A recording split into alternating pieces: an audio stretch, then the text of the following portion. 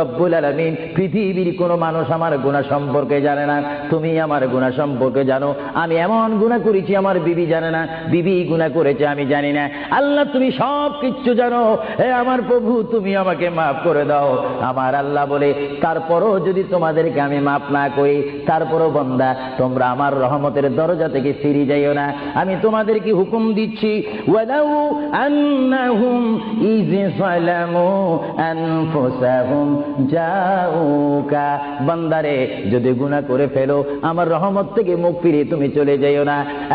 বান্দা, আকাশ পরিমাণ যদি গুনাহ করো, পাতাল পরিমাণ যদি গুনাহ করো, সাগরের পানি পরিমাণ যদি গুনাহ করো, পাহাড় তুলনায় যদি তুমি গুনাহ করো, আমার দরবার থেকে তুমি নিরাশ হইও না।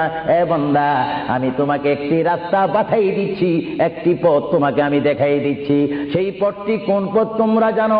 ওয়ালাউ আন্নাহুম ইয যালামু আনফুসাহুম জাউকা, বান্দারে যখন তোমরা বরবাদ হয়ে যাবে তখন তোমাদেরকে একটা পথ আমি তোমাদেরকে দেখাই দিলাম, সেই পথটির নাম হচ্ছে আমার রাসূলের মদিনা।